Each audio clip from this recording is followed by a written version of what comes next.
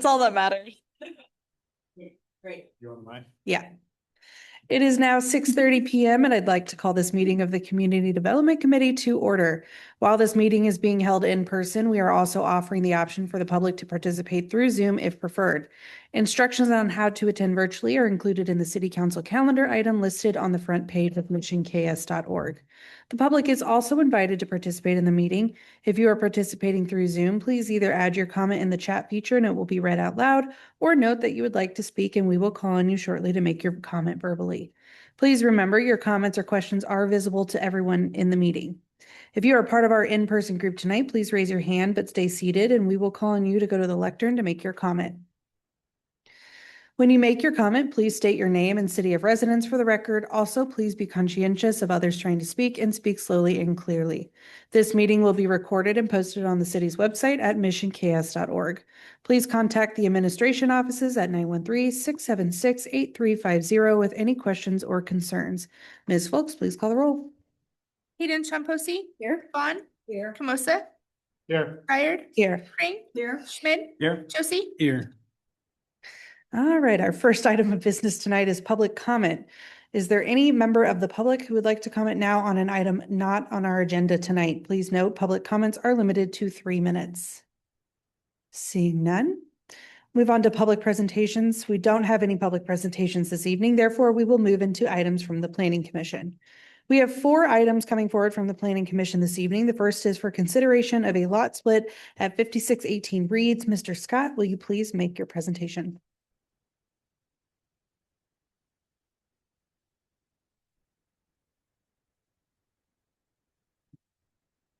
Hey, thank you.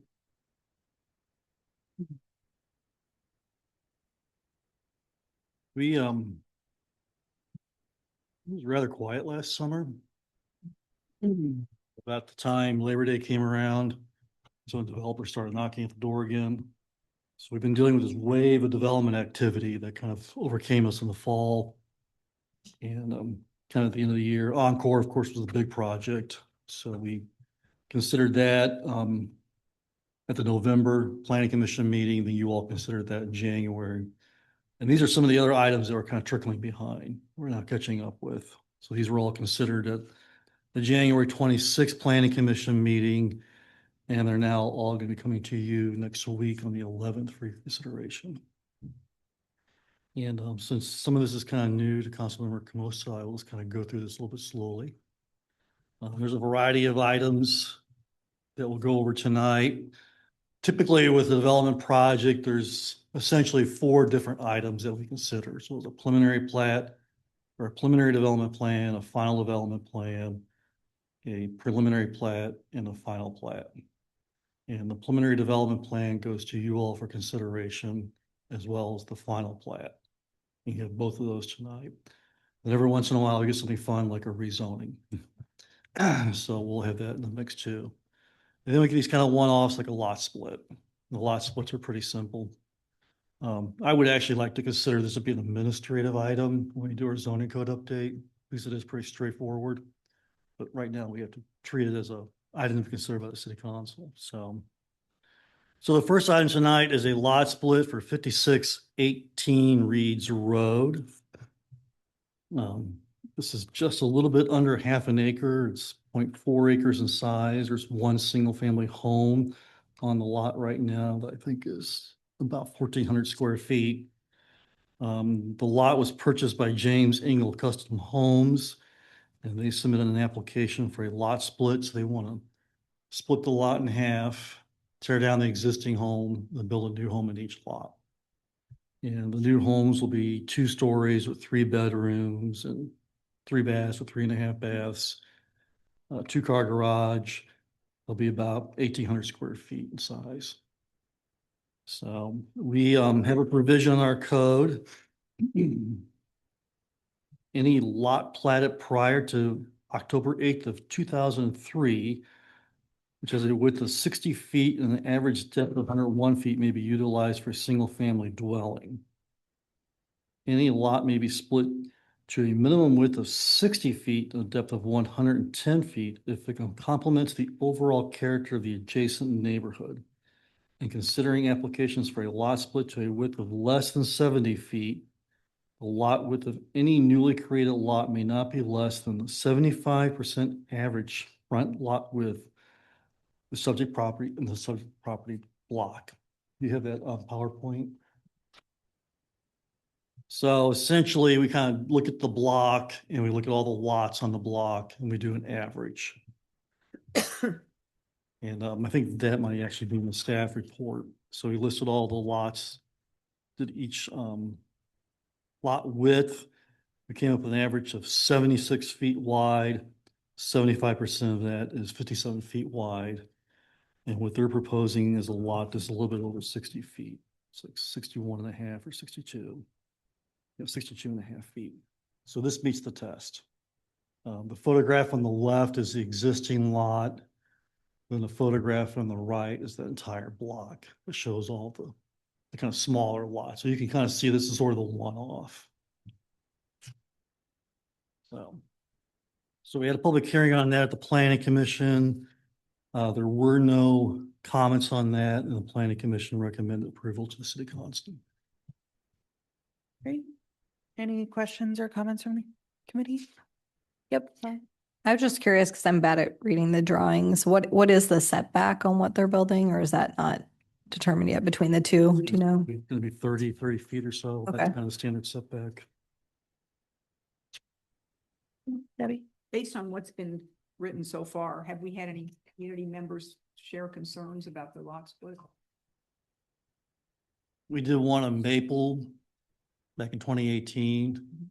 We had somebody show up and go, this is great. It's going to improve my neighborhood and improve my home values. And so, yeah, that's the only time we ever had somebody actually show up to a public hearing for one. Thank you. So, Has the other lot split, is it on Outlook? Reads like further south. The one by City Hall? Yeah, yeah, we had one in the Outlook about a year ago. yeah, It's a block over. It's There's around- 2 new homes being built in that now. yeah. Yeah. Has that been fine? Yeah, we haven't really, parking issues with the contractor. Parking with the contractor and equipment on the street, but I don't think you had anybody show up at those public hearings No. either. I had somebody call after and they kind of heard about it. I'm not sure, they guess they missed the public notice, but when I explained what was going on, like, okay, sounds good. Anything else? All right. Our second item coming forward from the Planning Commission tonight is for a proposed rezoning of 5801 and 5805 Knoll Avenue. Mr. Scott, will you please make your presentation on that? Okay, these are 2 properties at the southeast corner of 58th Street in Knoll. They're currently zoned MS2, Main Street 2 District. Both of them have like a single family home on them. I think 5801 was a rental property. 5805 was like a landscaping business. The owner of both of those lots sold the properties to Mr. Scott Koenigsdorf back in the summer. And he is interested in kind of doing a phase 2 of the Mission Vale project that he did just a block south of 58th Terrace. So wants to start with rezoning those properties from MS2 to Downtown Neighborhood District, or DND. So that Main Street 2 district, I've kind of explained this before with other projects, that was really kind of intended to be something of a transition from the MS1, which is all the properties along Johnson Drive, that kind of more commercial, active commercial area. MS2 allows for retail, office with a little bit of residential. And anything in MS1 plus office or a little bit of residential. So in theory, somebody could open up a little store or something like that in one of those homes, and that would be allowable under the MS2. None of those properties have ever really met their intent. They've never really been redeveloped into like an office with residential above or something like that. The DND is Downtown Neighborhood District and allows for a variety of residential type uses, including single family home, townhomes, and multifamily apartments. And in fact, we rezoned properties in that area, so the property to the south on 58th Terrace and all, Mission Vale Phase 1, that was all MS2, and we rezoned that to DND. And then we also rezoned the property where Mission Flats is now, that was also MS2. We rezoned that to DND. And the DND really makes a nice transition between, again, those more active uses along Johnson Drive. I think are single-family neighborhoods to the north of 58th Street. So staff is supportive of that decision. Some of the reasonings kind of outlined in the staff report. Something I will point out, really for the benefit of all of you, is that with the rezoning, we consider 14 criteria that are part of the golden rule. And it's not because it's a golden rule, but it's actually like somebody named Golden sued the city of Overland Park back in 1978. And ultimately wound up being a Supreme Court decision. And the Supreme Court kind of outlined 12 or 14 different criteria by which municipalities should consider or take into consideration when considering a rezoning of property.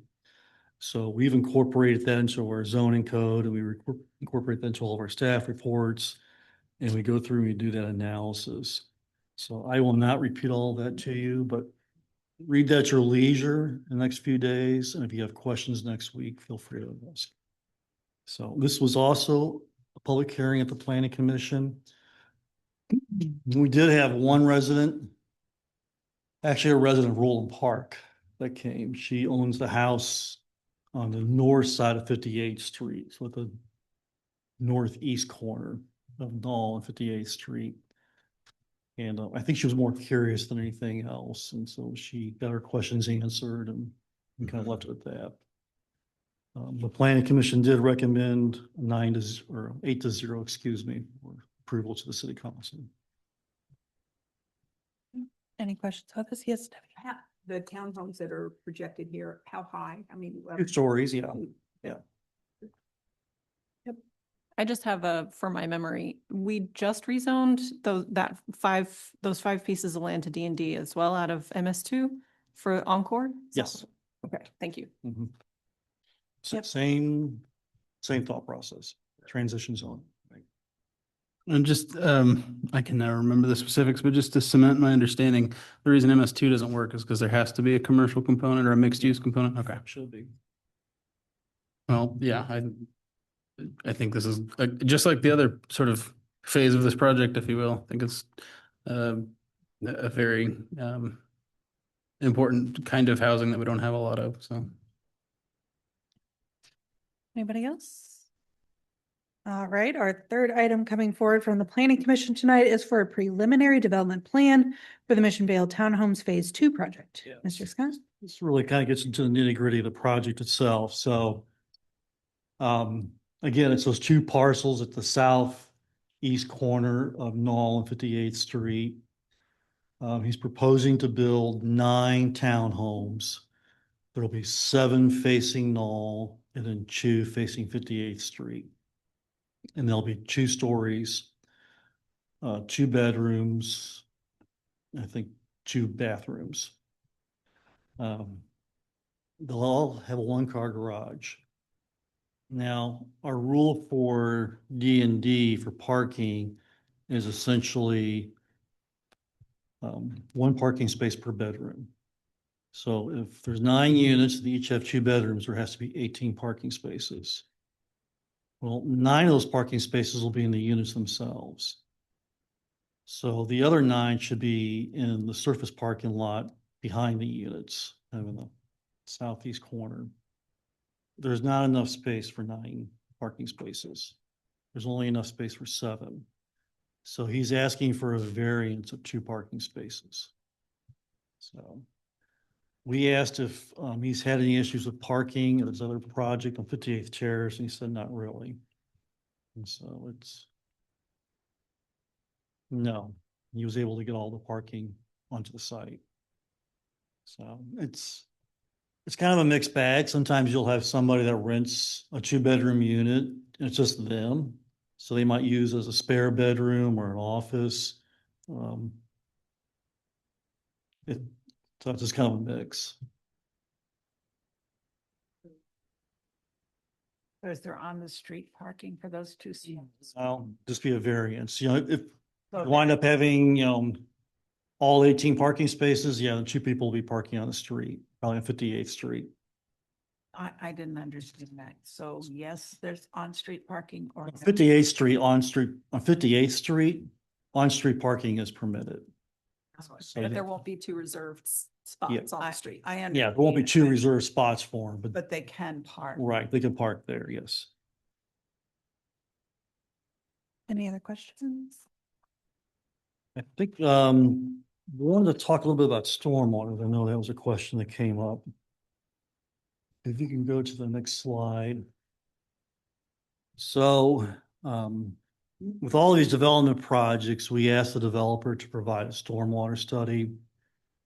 And essentially the rule is that you have to keep the stormwater on site.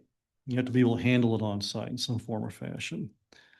Right now, it's mostly green space. You got the front yards, and then you got the backyard of 5801. Obviously, a lot of that green space is going to go away. It's going to be covered by building and parking. So he's going to have more impervious surface than what's there now. So the question becomes, how do you handle that additional stormwater that's going to be coming? And so what he's proposing to do is to build a small detention basin at the very far southeast corner of the site, kind of the back of the parking lot. And then he will collect all the stormwater from the gutters and then pipe it to that detention basin. So that's the line that you kind of see. That's sort of the top of the two lines at the bottom. It's going to that little detention basin in the corner. And after the storm event is stopped and the detention basin is kind of filled up a little bit, it will slowly start to trickle out of that detention basin through a small hole, small pipe. It'll go through that pipe on the lower line that goes along the property line on the south side. And it will connect to a storm sewer line that's in the street. It'll go all the way down Knoll to an existing inlet at 58th Terrace in Knoll.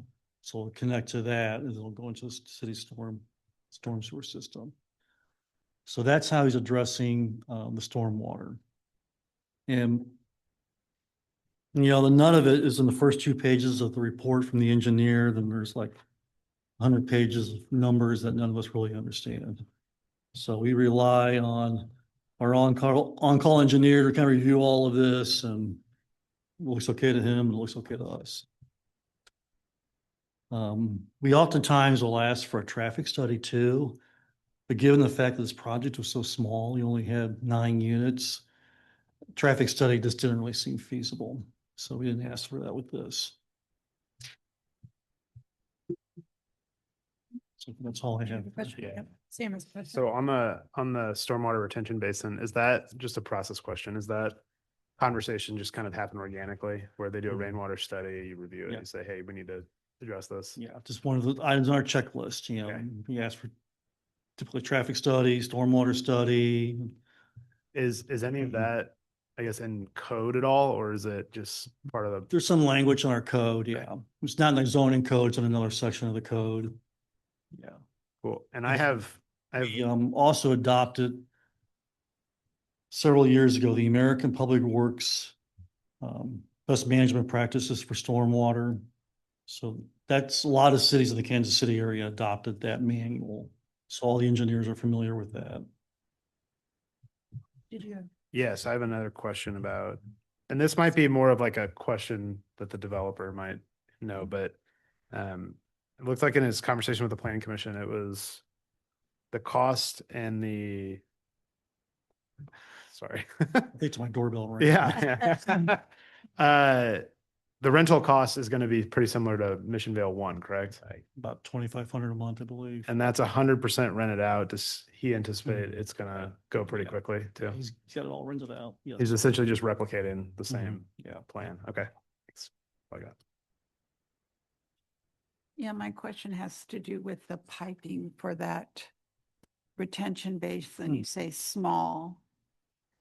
And it eventually, so that probably will work for most rainfalls, but if we get a big deluge, are we going to have flooding there? I mean, Right. that just doesn't seem to be adequate. Yeah, the stormwater study accounted for the big deluge, so this takes all that into effect, so.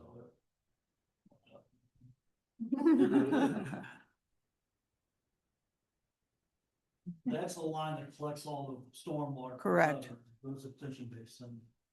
And the detention basin is gonna hold, in theory, it should hold it for the big heavy rain. How much We'll is, slowly let the water kind of percolate out through that, it's about a 12-inch pipe. They'll connect to streets. so how much does that retention hold? That would be a good question for the engineer.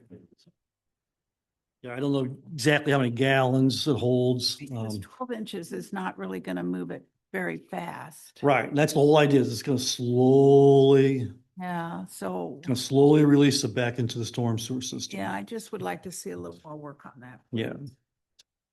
Yeah, I'll ask the developer to kind of speak to that when he's here next week. So let, He can bring his engineer. if we, so what else would you like for us to bring back? Well, it just seems to me, it's sort of nebulous. We don't know how much that retention pond is going to hold.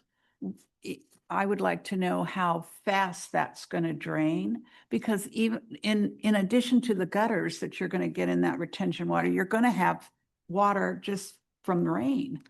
And I just can see it flooding.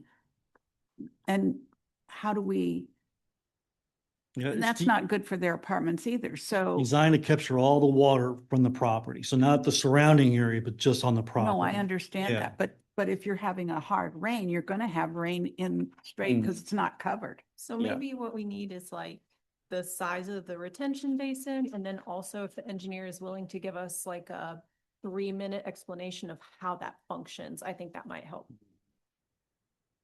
We can do that. And Thank how you. fast that water's gonna go. Yeah. Jeez. Am I up? Okay. We have stamped drawings for the stormwater on this? I'm sorry. We have stamped drawings for the stormwater design? Yeah, that's And our on-call engineer okayed it? Yep. Questions closed from my point of view. that's the report right there, stamped by the engineer. Unfortunately, he's in Tucson, Arizona, so I don't know if he'll be able to get out here, but yeah, we can have someone, we can have somebody speak to that. I'm just not More prepared to educated. do engineering from the dais is all. Yeah, I guess that's my thing. It's like we can understand the size of the retention basin, but understanding that that actually holds the right, that's not, I don't think we're capable of making that determination. Yeah. So like Ben said, as long as an engineer is, our engineer on call reviewed it and okayed it, I feel good about that as well. That'd be good education too.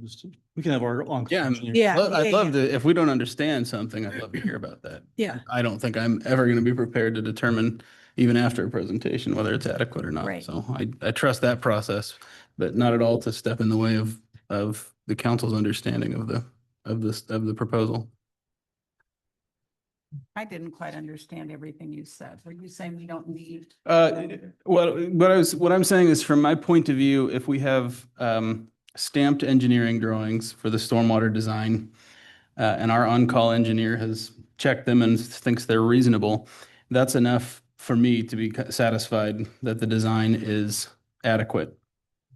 And that's not to say, I mean to step in front of hearing more from the engineer if you all want a better understanding.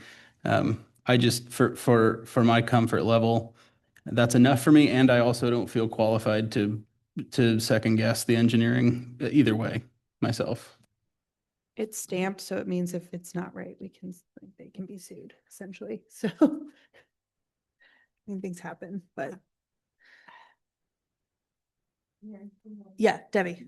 As we're continuing to build within the infrastructure of the city limits and everything, are we looking long-term at burying utility lines? Where are we with utility lines? We've never really broached that with developers because it's so expensive. So it's just the cost like $1 million per foot to build let's make a number up, but it's just ridiculously expensive to bury utility lines. Really, to be effective, you have to do that on a broad base. So to do it here and there and somewhere else doesn't quite make sense. And it really needs to be an overall encompassing project to bury utility lines in a So particular right area. now, the assessment is, or the indication is, it's just too expensive. Is that- Mhm. Okay, thanks. Do you have any follow-up or? No. Okay. All right, anything else?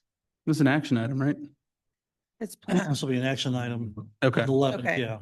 so do I need a recommendation then? No. Okay. This will all go on the agenda for the 11th. Got it. Yeah. Okay.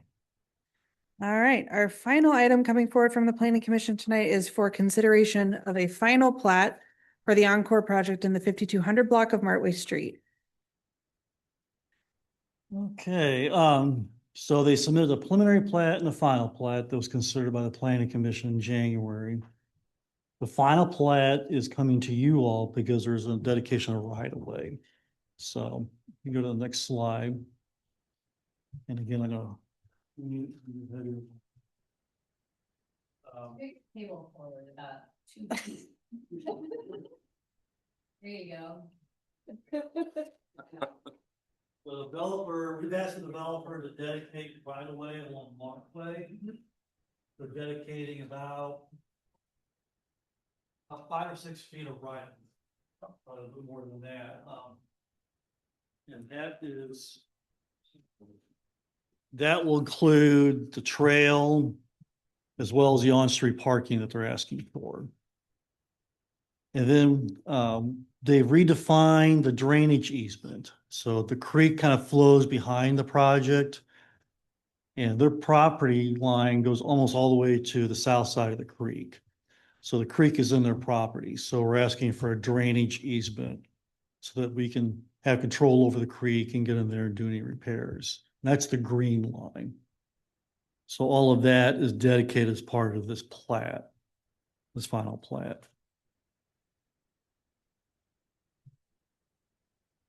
So pretty simple. Me, but yeah, Ben. Oh, yeah.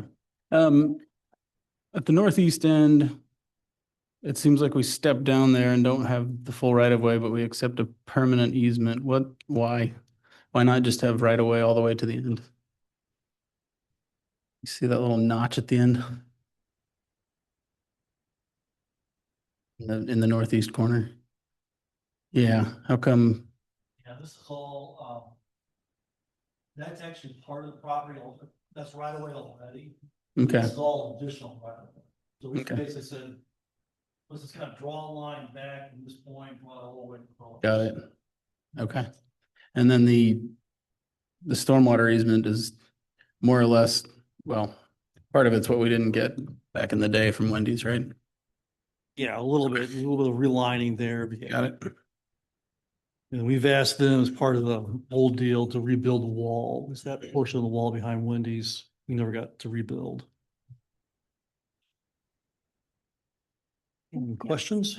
I had a question not directly related to the plat, but the more I look at like the dimensions and parameters of the site, the more concerned I am about this building looking really weird, especially with the parking structure. I know I asked for drawings before and we saw one, and I understand there's going to be some more work on sort of what the garage might look like in terms of screening, but as it moves forward, not necessarily with the plat, but in our, next meetings with them about the project, I think it would just be helpful to have more visuals about what is this kind of long, skinny building with a large parking structure going to look like at the end of the day. It's an awkward site to see. Yeah. Trying to fit a lot into the site. We talked with them, Laura and I had a meeting with them earlier this week, a number of items, and they're working on the screening. So they've got some different ideas for the screening of the parking garage. We're kind of working through that right now. Yeah. But I think more on sort of what it overall will look like. Cause the first drawings were like super high level, just sort of Yeah. a 3-dimensional They've square done some kind of. renderings. If there's better renderings, yeah. Yeah. Thank you. Yep, back to Ben. And yeah, for your interest, there are renderings entered in the public record on the Sustainability Commission packet from 2 days ago. Yeah. Better renderings? I wouldn't say, Aerial type renderings that show the building. yeah, More detailed, I guess, was what I meant by better. But they're in color and. Color. Well, I do love some color, so. Okay, that'd be great. Okay, perfect. Thank you. Yeah. Yeah, just to speak in defense of it, I think it does fit the site as well as you could expect for the site. So. Yeah, yeah, You know, half the parcels are all taken up by the creek. yeah. So it doesn't leave much depth. No, I understand why it's resulting in what I imagine will be a kind of strange building, but I would just like to see more of what that might look like as we move forward with considering the different elements of the project. Yeah. But Anything else? Else? I don't think all so. right, thank you. Thank you. We'll move on into action items. Our first action item this evening is the acceptance of the meeting minutes from Robin Folks. Thank you. Draft minutes of the February 4th Community Development Committee meeting are included for review and acceptance in your files. I have an amendment to them. I think last time I tried to do this, I was wrong, but I'm pretty sure I'm right this time. So Lee Loudon is still in there and Sam and I are not in there on the attendees. Yeah.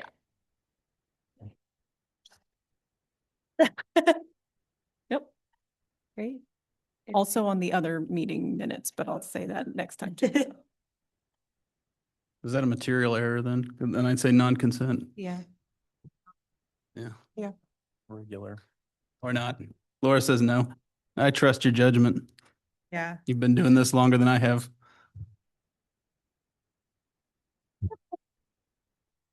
All right. Our second. Anybody want to talk me down from non-consent? Cool. Okay, non-consent. Yeah. Our second action item this evening is for approval of an interlocal agreement with Johnson County and one with Roland Park for Roland Park's 2026 Cars project from Stephanie Boyce. Good evening. So yes, we're seeking approval for two interlocal agreements. This is for Roland Park's project on 51st Street between, from Knoll Avenue to Cedar Street. That project includes mill and overlay of the existing pavement, spot and curb gutter, sidewalk repairs, replacement of driveway aprons, and the installation of an 8-foot multi-use trail on one side of the street, new curb gutter and street lighting. So a tiny portion of that overlaps into the city of Mission. And so we are seeking one interlocal that is with the city of Roland Park and with the Johnson County. And that's the interlocal agreement that each city signs annually as a mechanism through which each participating city commits funding of their portion of the project. That's their standard, and you'll see us come forward with that when we have our projects as well. And the second interlocal agreement is with the city of Roland Park for the project, which obligates our share of the project, which is approximately $6,000. That's based on construction quantities that are actually in the city of Mission. So we are seeking approval on those two and obligating those funds of $6,000. We repay Roland Park. They'll invoice us and we pay them back. And we do that a lot with the joint projects in our surrounding cities. So we've done that with Fairway, Roland Park, Prairie Village. Any questions, comments? Otherwise, I need a recommendation for Johnson County and then one also for Roland Park. I recommend we take both to the consent agenda. Great, thank you. All right. Our next action item this evening is for approval of an interlocal agreement related to S&P funding for the 2026 street project from Brent Morton. Thank you very much. Yes, this is the interlocal with Johnson County for 2026 stormwater renewal projects. This is a relatively new program. It's very helpful though. So Johnson County will fund any existing infrastructure or stormwater infrastructure that is rated 3.2 or higher at a scale of 5. At a 50-50 cost share, they only cover actual replacement costs. So any upsizing, any extension of trunk lines or additional stormwater work is 100% city funds, but it is very helpful pushing our full depth street projects to the finish line and be able to get more done with this kind of funding. So you always submit a year out. So in 2025, we submitted for Johnson Drive, our CARS project, and the 2026 street reconstruction projects. That was all approved. This is the interlocal agreement funding all that. With our street program, we were doing 2 streets, but we were doing all the stormwater work to take advantage of these funds. So we're capturing all the dollars Estimated costs were about 1.6 million, with a 50-50 split, about 790, coming back to us. Again, these are just estimates until we actually bid the project and submit for a second submittal to get the numbers dialed in on what they're actually paying us back for. We'll get that as soon as we get bids back.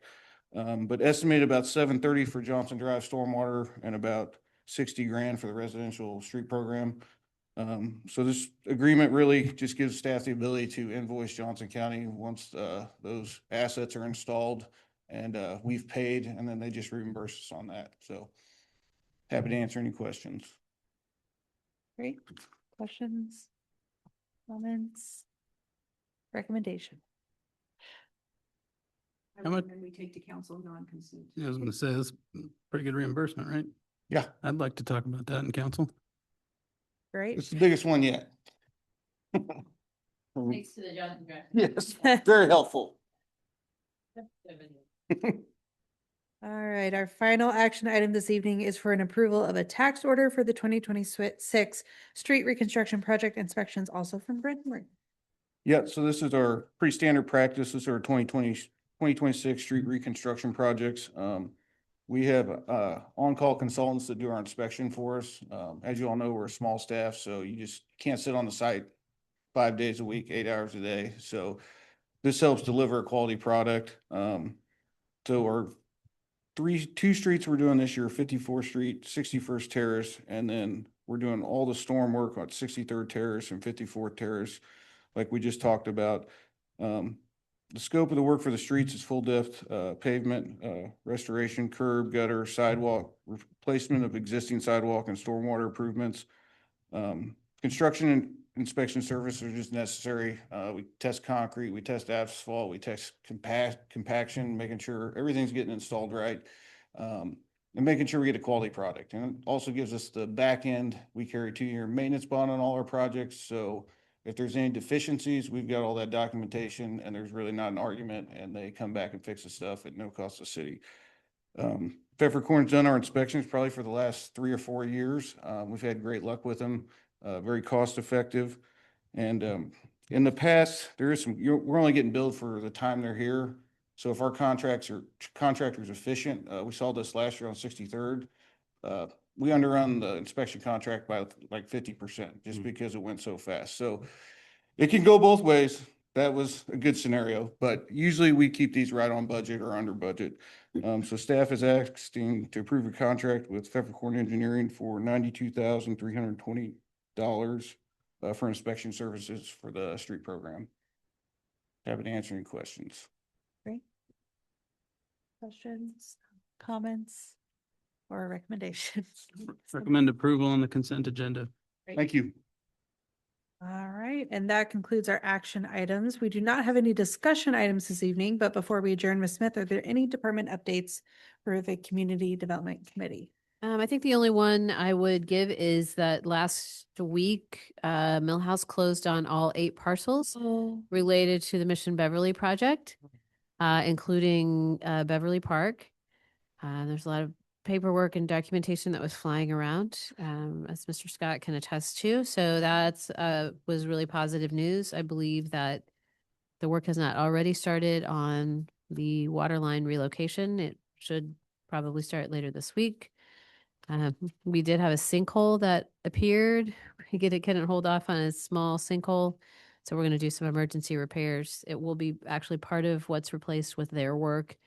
But we're going to have to spend a little bit of money to take care of that before they get the new stormwater lines in. But excited, had a very nice note from Devin Coffey at Millhouse thanking council and staff for just kind of persevering along with her to get this project out of the ground. It's not built yet, but we'll look forward and keep you updated as to project impacts in the surrounding area and anything else we need to think about. Great. Great progress forward. All right, it is now 7:10 p.m. and with no further discussion, that concludes the meeting of the Community Development Committee. Again, this video will be made public on our website at missionks.org. Thank you. All right. It is now 7:10 p.m. and I'd like to call this meeting of the Finance and Administration Committee to order. While this meeting is being held in person, we are also offering the option for the public to participate through Zoom if preferred. Instructions on how to attend virtually are included in the City Council calendar item listed on the front page of missionks.org. The public is also invited to participate in the meeting. If you are participating through Zoom, please either add your comment in the chat feature and it will be read out loud, or note that you would like to speak and we will call on you shortly to make your comment verbally. Please remember your comments or questions are visible to everyone in the meeting. If you are part of our in-person group tonight, please raise your hand but stay seated, and we'll call on you to go to the lectern to make your comment. When you make your comment, please state your name and city of residence for the record. Also, be conscientious of others trying to speak and speak slowly and clearly. This meeting will be recorded and posted on the city's website at missionks.org. Please contact the administration offices at 913-676-8350 with any questions or concerns. Ms. Folks, please call the roll. Hayden Chomposi, Here. Vaughn, Here. Mosa, Here. Ryder, here, Green, here, Schmidt, Here. Susie. Here. Our first item of business tonight is public comment. Is there any member of the public who would like to comment now on an item that is not on our agenda tonight? Please note, public comments are limited to 3 minutes. I don't see anyone in person. There is no one online, so we will move on.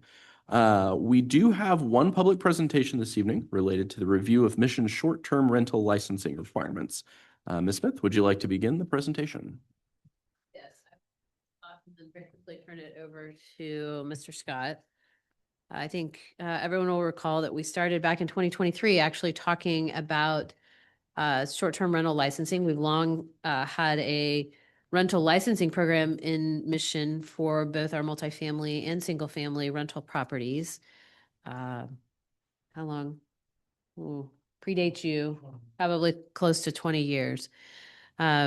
We were seeing some requests from residents throughout the city who had short-term rentals that were appearing in their neighborhoods, and many of them had questions and or concerns. And so went through a fairly extensive process in doing some research and looking at what other communities were doing around regulation of short-term rentals. And ultimately, in August of 2024, we adopted some new regulations related to short-term rentals. And so Mr. Scott will go over those specifics here in just a moment, but I did want to provide for those who weren't around in that time frame, kind of that context.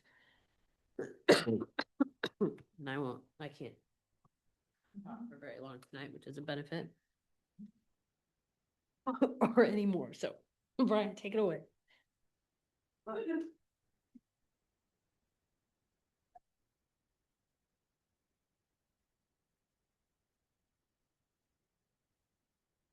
Yeah.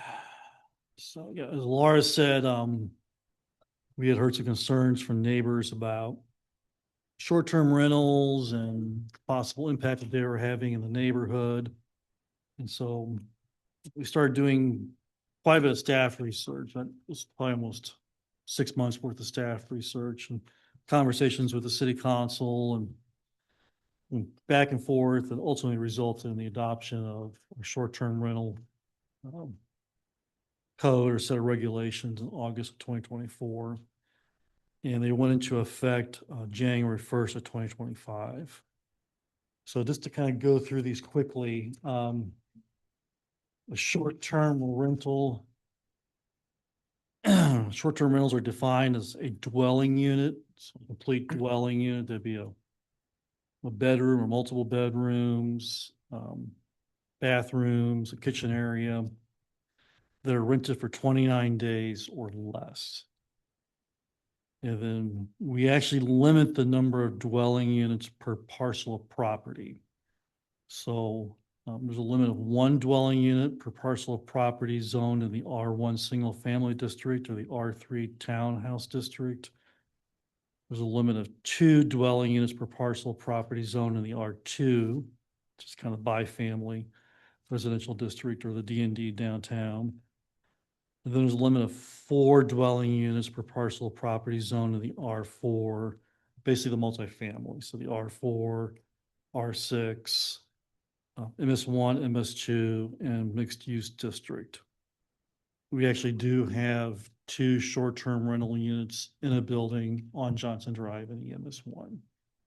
So Then we went a step further, we actually limited the number of licenses that anybody can hold. So it's really only 2 licenses that one can hold. And then we did not subject the short-term rentals to the transit guest tax. It didn't really meet the definition at the time of the transit guest tax that is collected by the state. So going on to our next slide. Requirements for a short-term rental license. Applicants must submit an application, of course, to the city. And we ask for the name, address, no PO box number. So we want a street address. Driver's license number, date of birth. And then we ask for the name of a managing agent. So we're asking that there be somebody that we can call in case of an emergency that's going to be able to respond. Somebody's kind of responsible for that parcel of property that can react in a timely manner to issues that come up. And then we ask the applicants to complete a safety checklist. So that safety checklist is kind of based on our current building codes. And we ask them to kind of go through, does it meet this, does it meet that? And then it's kind of self-reporting. Then they have to sign it and have an affidavit and witness to somebody, they actually signed it. There's a $500 annual fee, and the license is valid for 1 year. And then again, there's a limit of 2 licenses per property owner. And then we ask that that the applicants display the license in the unit that they're renting, along with a copy of the Good Neighbor Guidelines. So those Good Neighbor Guidelines are just kind of a set of guidelines that are really met for the individual that's renting that unit.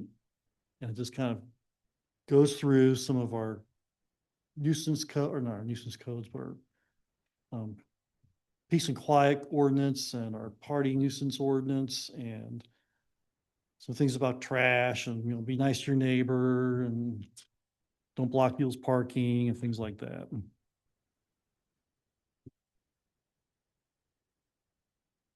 There's also a kind of set of rules that the owner and the renters must obey by. And again, this is part of those good neighbor policy or guidelines that are in the unit. Can't rent for less than 2 consecutive nights.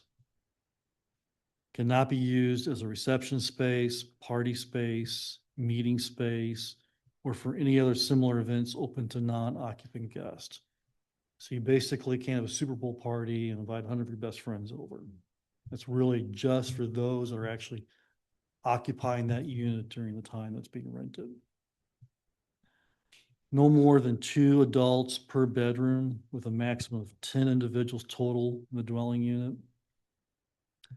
And then again, they must comply with our disturbing the peace code and then our nuisance party code. That was something that we adopted at the same time we adopted the regulations for the short-term rental license. And, a lot of the concerns that not only were we hearing, but other communities were hearing during these discussions about short-term rental license was the loud parties, the kind of the coming and going, late hours.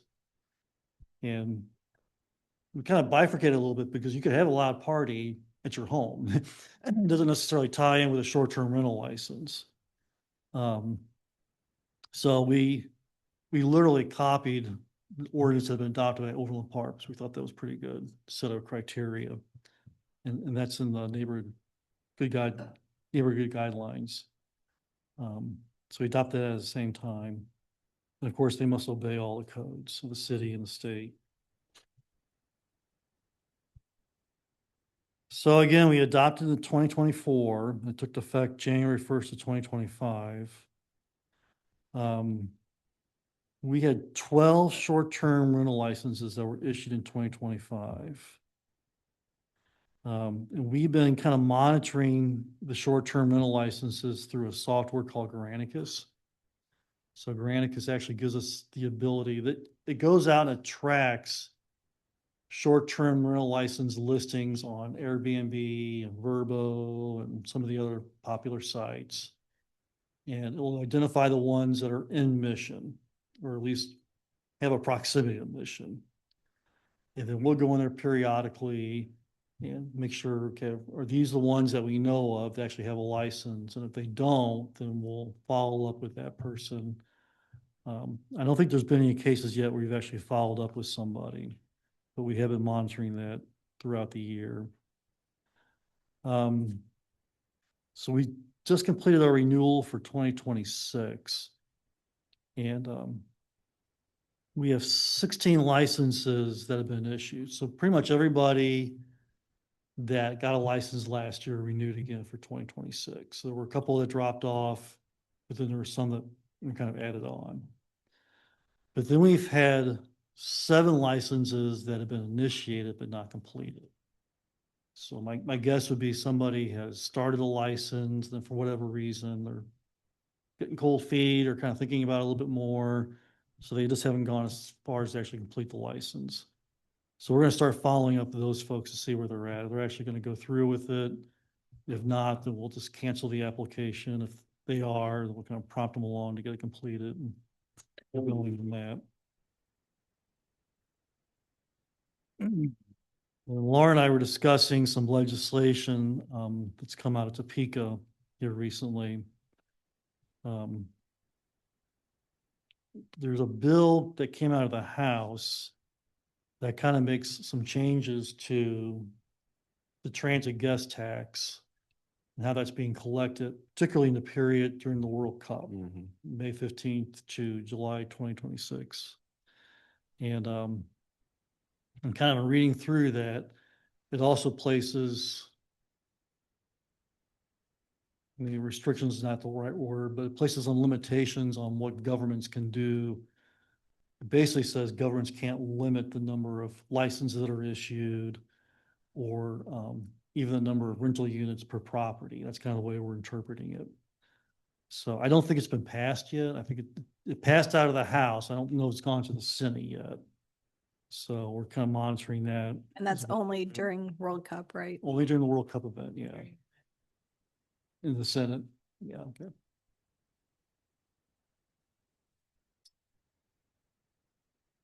Yeah, so that's about it. Thank you. And I'm assuming we're anticipating we're going to see applications for licenses increase substantially over the next couple months, would be my guess. Okay.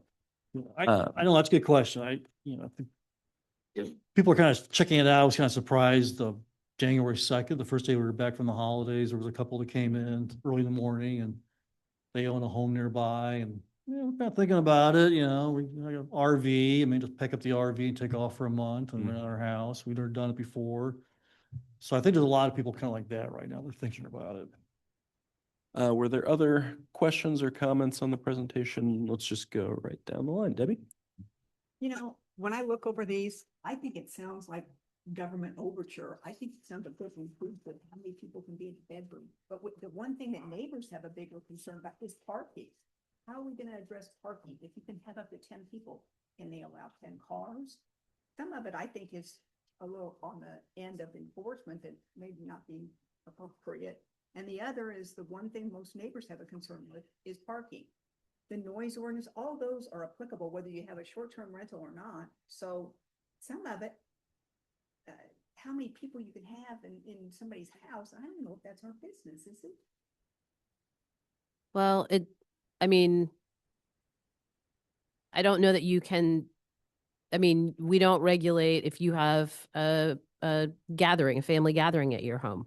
We don't regulate if you're a large family and you have 10 children who might be living at home. So we don't, I think we can always certainly encourage people to call if there's a parking issue that's been created, whether that, again, is something that's occurring just as a regular course of action at a residence, or if it's something related to a short-term rental. Some of these I think step over bounds myself. That's my personal belief, but okay. Let's see. Keep it on going down this way. Yep. Yeah, I had a quick question. For that HB 2481, you mentioned that there were a few things that we're keeping an eye on. Does it also render the no less than 2 consecutive days unenforceable by us? Okay, It's kind of what we're thinking for, right? okay. And then Ben, you had a question as well. Yeah, my thought on short-term rentals in general is that it brings, obviously, the transient guest kind of nature of use, excuse me, into our residential zones. And I think, I hope it's fair to say that guests, whether they're a hotel or Airbnb or anything else like that, don't really have the same sort of stake of ownership in the city as a resident, right? Or somebody visiting their family who's a resident. And so from that angle, I think it does bring an increased burden, land use burden on the residential zones, especially. Risk of just folks not treating the city as, you know, kind of the place where they live and how we would expect residents to sort of, you know, be polite and neighborly to everybody. So that's why I think it is probably appropriate to put some restrictions and just maybe not as much restrictions even as use a, you know, watch with a closer eye on those kinds of occupancies. And in general, I'm not a big fan of the idea that short-term rentals are even kind of outright compatible with residential zones. I think of it more as an incidental or even something approaching a special use. I don't really want to push that topic as an item for change, but for me, I think just overall anything that kind of pumps the brakes on short-term rentals and makes sure that it's not pervasive and it's not sort of a free-for-all for transient guests to come and forget to use their manners and be neighborly and treat the city as you know, the way that we would if we were living in those homes as residents. So that's my thoughts. Brian, I had one comment. I had got a couple of questions about our $500 licensing fee. So I just wanted to share why I was okay with that amount. I mean, we talked about it a lot when we passed the ordinance in the first instance. And I think having some degree of barrier to entry for the reasons Ben's kind of explaining, as well as making sure people are operating this as a responsible business makes sense to me. And if you're going to be, you know, renting it out for more than one night, you know, if it's really going to be a business, that's not going to be an insurmountable fee in my view. And I did some poking around specifically to World Cup because I know a couple of these questions that I got were prompted around World Cup and people who are looking to rent during World Cup. And I had looked up on Airbnb June 16th, which is the night of the first game. So we think there's 30 rentals in Mission. There were only 2 houses left, 2 different 2-bedroom homes. One advertised for World Cup. Their listing was Welcome FIFA World Cup fans and participants, and they were both listed for $1,800 a night. Yeah. So, you know, in my view, I understand that some people aren't happy about the fee, but I think it's reasonable. It's taking staff time to go through all of these, and we don't want people to just be making an uninformed decision because it's, you know, free to do this. And so I still agree with our $500 fee. I think I had a comment regarding the state legislation around rentals during the World Cup period.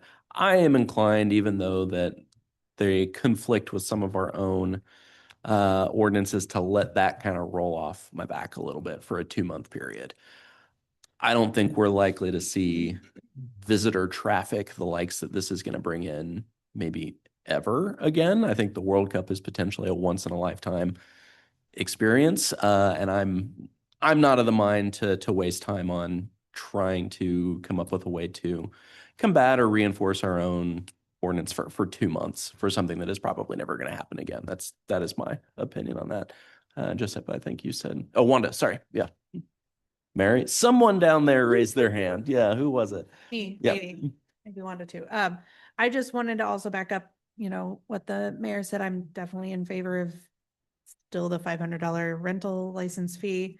I want to be sure that we're offsetting any staff hours spent on kind of reaching out to folks, making sure they're filling in, checking in.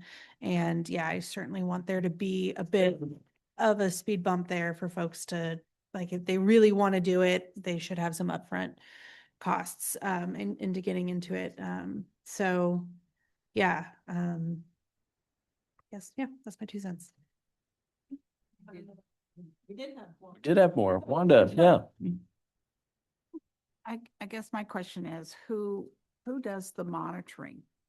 And how, Neil Afonska, he's our community development. I'm sorry, I can't hear. Neil Afonska, he's our community development coordinator. He's the one that's also in charge of the long-term rental program. Okay. And how often does he do that? He's been checking about once a month. We're going to up it to about once a week. Yeah. I guess my concern is, one size doesn't always fit all. And I wonder if somebody comes to us with a difference, is there a way that they can get something waived, or it can be specified, tailored to them, or this is it, that's it? You have to pay $500.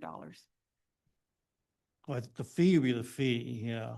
But, if there's some provision they can't meet, or they have, situation with the code, we're willing to talk with them and kind of work through it. But I think at the end of the day, the code is the code, and the application fee is the application fee. We can't really waive that.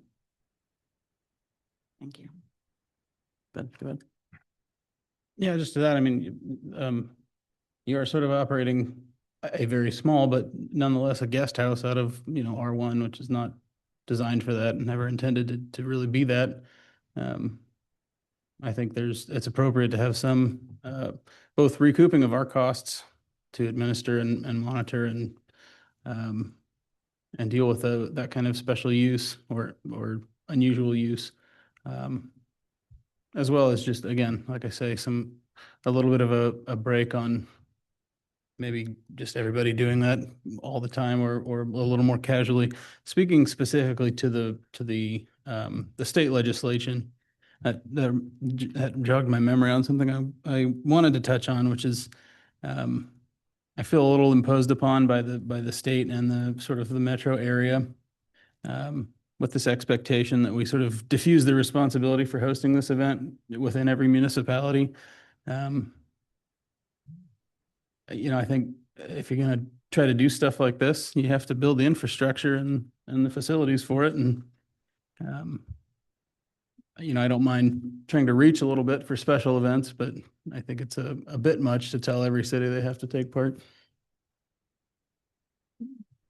I comment on that. Yeah, go Comment, yeah, because we, with the state house, it's a little bit of picking your battles. And so we had talked with our lobbyist and our other cities here in the Northeast that are represented by our lobbyists of whether this was a battle we wanted to pick this session. And there were That's fair. some larger concerns percolating. And again, given this being a short period, yeah, that was kind of where we landed. But I totally get what you're saying about the overall World Cup kind of being an unfunded mandate, so to speak. But yeah. Do we have any other questions or comments on this topic? Doesn't look like. Thank you, Brian. All right, thank you. We're going to move into our action items, the first of which this evening is the acceptance of the meeting minutes from Robin Folks. Thank you. Draft minutes that have been updated with the correct heading have been included for review and acceptance in your packet tonight, and those are merged into the packet now for you. Awesome. Any comments or questions regarding the minutes? I already did it. Perfect. None. I will take a recommendation on this. Yeah. Consent. Thank you. Our next action item this evening is for consideration of a resolution calling a public hearing on tax increment financing project plan for the Encore Development Project from Laura Smith. Let me try this again. This action item, for those of you who've been down through this process before, the action item that's in front of you this evening is simply an administrative step in the TIF process. And this is a resolution that sets a date and a time and a location for the public hearing that is required to be held for consideration of the TIF project plan and potential approval of that. So considering this resolution and potentially passing this resolution next week simply does that. It sets the public hearing date on their TIF project plan for the May 20th, 2026 City Council meeting at 7 p.m. Typically, we have included an action item later on that same agenda, which would include an ordinance which would approve the TIF project plan and would approve a negotiated redevelopment agreement. The council does not have to take action at that time if you're not prepared. But one of the things, let me grab these calendars. Let me kind of walk you through what we would anticipate in terms of preparation to get you ready for consideration of that. So on March 25th, we have a work session planned. A portion of that will be dedicated to some updates on the block project that you heard about recently. But also we want to bring in Bruce Kimmel, our municipal financial advisor, and Kevin Wempy from Gilmore and Bell, our bond counsel, who are part of the team that work on any of the incentive requests that come forward to the city. And we'll just do kind of a refresher about just the mechanics of both TIF and tax abatement. And Kevin will present that, and then Bruce will have an opportunity to just talk about some of the financial aspects. So we won't talk any specifics about any development deals that night, just how the pieces fit together, the things that you'll be considering, and the information that you'll be presented with.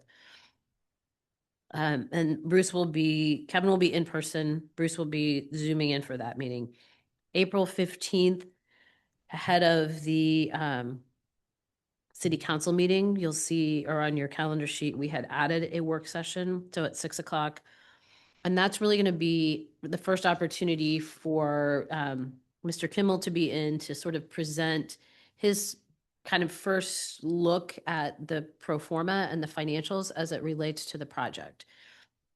Again, this is an opportunity in advance of the public hearing on the 20th for you all to ask questions, for you all to express those things which are important to you as we consider this incentive deal. And we absolutely don't want to rush you through any of the decisions. If there will be a lot of information to review and unpack. And then we would look at, again, if we need to have another work session, we would look at then having those items available for the May 6th Finance and Administration Committee meeting. So we will discuss them again. So there's going to be one opportunity to kind of just discuss process. 2 specific opportunities more if we need them to discuss the specifics of this particular deal before you will be asked to vote on that. So I'm happy to answer any questions about sort of process, but that's really all that resolution does this evening. Thank you. Are there any questions from the public or from council? I do not see any. Can I get a recommendation on where to put this on the agenda? Got to do it, right? I mean, we have to call the hearing. Right. Yeah, but we do have We to have do the it. hearing, or yeah, okay. I recommend consent. Yeah. I would actually like to recommend this one go on the regular agenda. I like to draw public attention to these types of hearings. So, so I don't know why I asked everybody when I knew exactly what I wanted to do with it. Our final action item this evening is for consideration of a resolution designating city-sponsored festivals and events from Robin Folks. Yes, thank you. As many of you know, and we are going to have an event in one of our city-owned parks that is going to serve alcohol. We ask for permission via resolution each year. Right now, the Mission Parks and Recreation Department has the Mission Summer Family Picnic planned for Broadmoor Park on July 18th. And the concert in the park on September 18th at Mohawk Park. And those are the 2 that we submit this evening as part of the resolution for permission to have alcohol at those events. Thank you. Any questions or comments from the public or council? Yes, Mayor. One question. Do we have to do anything special for the market this year? We are working on that separately. So part of our common consumption area that allows us to have alcohol at the market every week, working with Dave and Jacob on some amendments to that ordinance to get us to Broadmoor Park for the summer for the market. Yes. Wanda. I just want to ask, you've had a history of doing this at the family picnic? Yes, we and had no trouble. Sales are offered every year, and as far as I'm aware, there haven't been any alcohol-related issues at the picnic. Chief Millian may have more information, but not that I know of. Do not see any other questions or comments. Could I get a recommendation on this, please? Consent, sounds good. We do not have any discussion items tonight. Are there any department updates for us? That's why I stayed here. Department updates. Let's see. We launched our 75th birthday campaign on social media. You may have all seen. You also may have gotten an email from me about updating your signature. I think many of you have. If you're having any trouble, please feel free to come into my office. I'm happy to help you get that corrected, or sometimes getting those images into the Outlook signature can be a bit tricky. So I'm happy to help with that. We have our swag shop open for 75th birthday swag. We're continuing to work on more designs and uploading those as quickly as we can. So feel free to check in. That shop will be open all year. You can purchase things at any time. And I think that's pretty exciting. Soon you will see our first sort of 75th birthday incorporated event of the year, which is our citywide cleanup. This year we'll also have a pancake breakfast at the community center, sort of reminiscent of old Mission celebrations when pancake breakfasts were pretty popular. That'll be with Chris Cakes. So instead of our normal kickoff breakfast at Beverly Park, we will have that in the community center. Still a DJ, still some fun music, and then everybody will go off to their cleanup locations. So we're hoping to get that out via the Mission Monthly next week and social media to get signups started for the cleanup. We'll send an email to you all for the council cleanup spot as well. And that'll be Saturday, April 25th. We'll start at the community center and then we'll go to our cleanup locations after breakfast. And then, as you also will see in the Mission Monthly and the Mission Magazine that's coming out soon, we are officially launching Match Day at the market. So we will offer a watch party as part of the Mission Market on June 25th. Matches begins at 6 o'clock in the evening. So we'll have beer vendors and food vendors, maybe just a few more, some fun activities with our Parks and Recreation folks. Johnson County United, which is our sort of conglomerate of cities with the county promoting all things World Cup, has some fun scarves and stickers and tattoos. So we'll have swag for people to purchase or win as prizes. So we're really looking forward to those things as we move into spring and then summertime. Happy to answer any questions. Thank you for all your help. Thank you very much. I don't have a question, just a comment. I don't want to speak for anyone else, but I would love to advocate for cleaning up along the Rock Creek Trail again. Yeah. As for your group. council. Yes. Absolutely. If anybody has any objections, you all let me know, but I'm happy to put you back on the trail again. That was a great spot, I think. I thought it was great. Yeah. Perfect. It's great for families and everyone. So we'll put you there. Cool. Can I just have one more thing? That's okay. Chief, did you, or Deputy Chief, did you have anything? Okay. Brian, did you have anything? I forgot to ask you for community development. I know there've been a couple of ward meetings. Ward 2 has sent out letters, so there's a lot of questions and information gathering that's happening. As you heard me have my coughing fit earlier, we've been passing stuff around City Hall, but we should have all those responses out to you by the end of this week. So thank you for your patience with us as we have worked through those things. And that's all I have for the city. Thank you. If there are no other questions or comments, I don't see any. It is now 7:43 p.m. And with no further discussion, that concludes the meeting of the Finance and Administration Committee. Again, this video will be made public on our website at missionks.org.